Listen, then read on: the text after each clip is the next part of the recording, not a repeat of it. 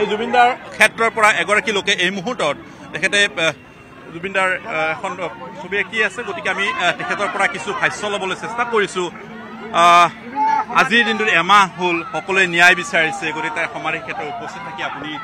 ছবিখন এয়া সঁচাকৈ মানে আমাৰ একমাহ দুমাহৰ কথা নহয় কাৰণ আমি আগন্তুক সময়খিনিত আমি জীয়াই থকালৈকে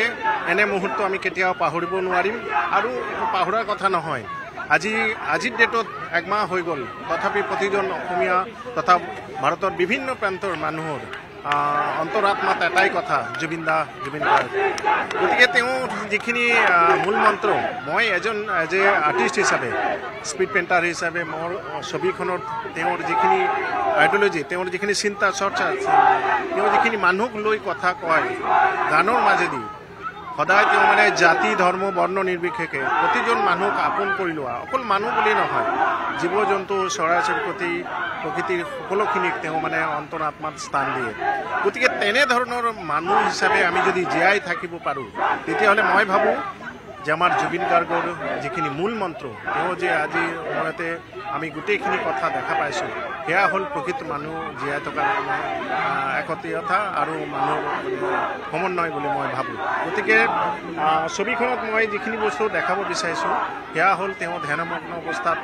সাগৰতলীত বা কোনোবা এটা গভীৰ একাকিত্ব জেগাত তেওঁ থিয় হৈ আছে আৰু তেওঁ যে প্ৰকৃত ঈশ্বৰৰ মানে সন্তান তেওঁৰ মাজত যে ঈশ্বৰৰ এটা আত্মা সোমাই আছিলে সেইখিনি আমি জীৱিত কালত কোনোৱে আমি যদি ছবিখন মন কৰোঁ অকণমান ছবিখনলৈকে আমি গৈছোঁ এয়া জুবিন গাৰ্গৰ ডিঙিত এয়া ৰুদ্ৰাক্ষৰ মালা আৰু ঈশ্বৰ পুৰুষ ভগৱান বুলি অভিহিত কৰিছোঁ আমি সকলোৱে সেইধৰণে মানিছোঁ আৰু সেইবাবেই আচলতে এয়া সম্ভৱ হৈছে যে তেখেতৰ সেই বাতৰি আমি যেতিয়াই পৰিৱেশন কৰিছোঁ সেই বাতৰি আমাৰ দুখবৰ ৰাইজক দিছিলোঁ সেই সময়ৰ পৰা মানুহৰ যিটো জনশ্ৰুত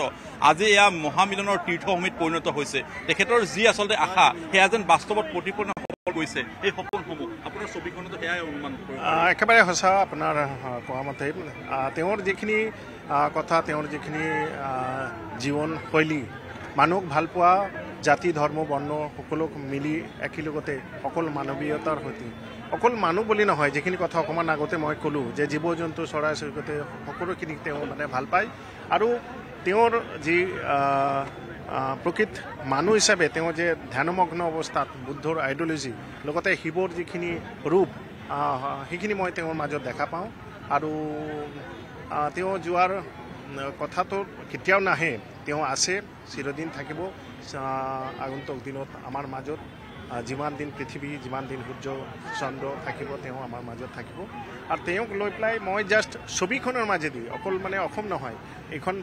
পেইণ্টিং মই ভাৰতত বিভিন্ন প্ৰান্তত লৈ যাম ইভেন বিশ্বৰ দৰবাৰত লৈ যাবলৈ ট্ৰাই কৰিম গতিকে তেওঁৰ ছবিৰ মাজেদি তেওঁক এখন চিত্ৰৰ মাজেদি তেওঁৰ যে ভিতৰৰ কথাখিনি ৰাইজক মই বুজাবলৈ চেষ্টা কৰিম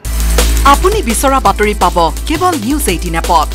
নিউজ 18 এপ ডাউনলোড কৰিবলৈ স্ক্যান কৰক এই QR কোড গুগল প্লে ষ্টৰতো পাব এই নিউজ 18 এপ